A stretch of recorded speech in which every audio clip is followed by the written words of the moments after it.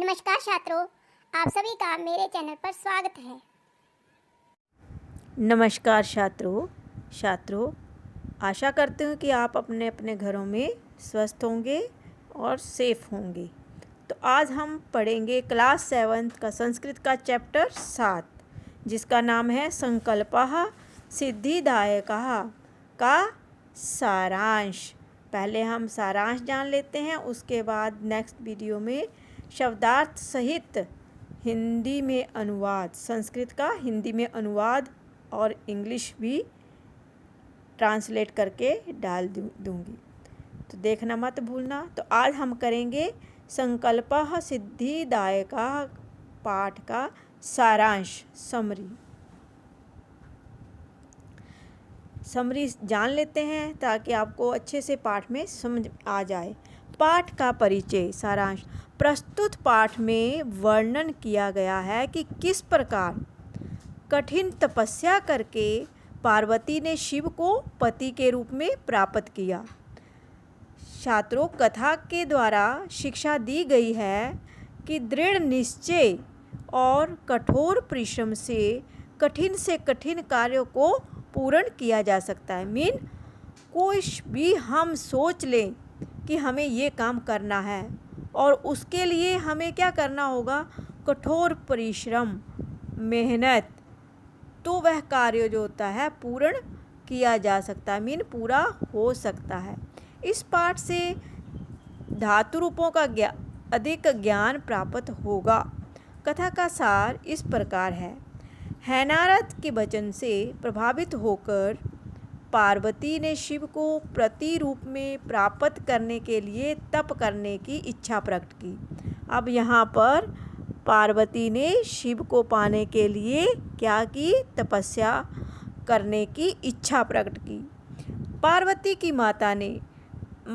की माता मेना उसे तप करने के लिए निरुत्साहित करती हुई कहने लगी। निरुत्साहित होता है कि उसको कहती है कि आपसे नहीं होगा, उसको उत्साह देने की बजाय निरुत्साहित कर रही है कि तू नहीं कर पाएगी। तो मन चाहे देवता और सुख के सभी साधन तुम्हारे घर में हैं। वह कहती है कि आपके घर में जो है कोई भी आप जिसको अपना देवता मानते हो मन से, और सुख से सभी साधन जो हैं वह तुम्हारे घर में हैं।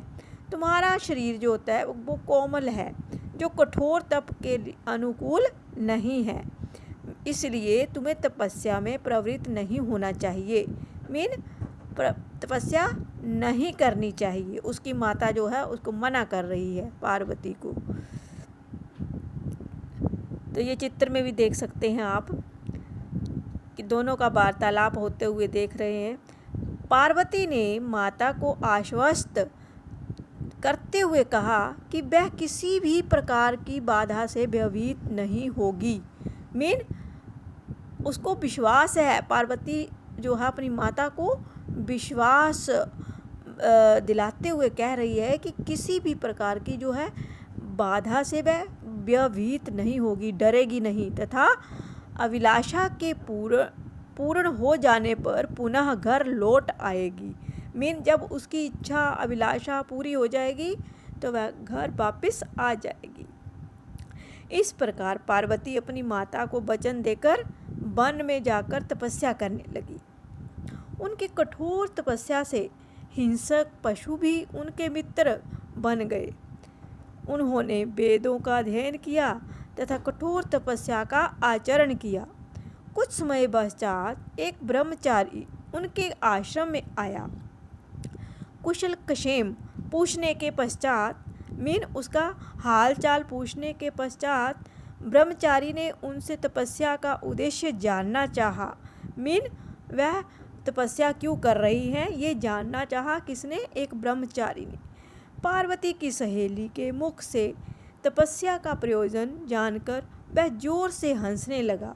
जब उसको तपस्या करने का कारण पता चला तो वह जोर से हंसने लगा। तब वह ब्रह्मचारी शिव की निंदा करने लगा। अब उसकी निंदा कर रहा है, भगवान शिव की निंदा कर रहा है। वह कहने लगा शिव अवगुणों की खान है, मीन शिव में तो बहुत से अवगुण हैं। वह शमशान में रहता है, भूत प्रेत ही उसके अनुचर हैं, मीन भूत प्रेत जो हैं शिव जी के अनुचर हैं, दोस्त हैं, उसके साथ रहते हैं। तुम उससे अपना मन हटा लो। शिव ने सच्चा प्रेम करने वाली पार्वती शिव की निंदा सुनकर क्रोधित हो गई। अब वह पार्वती तो शिव जी से छात्रों सच्चा प्रेम करती थी। उसके प्रेम में अगर उसने जो निंदा करने शुरू किया ऋषि ने, तो वह क्रोधित हो गई। वह उस ब्रह्मचारी को बुरा भला कहने लगी और उसे कहा वहाँ से चले जाने के लिए कहने लगी।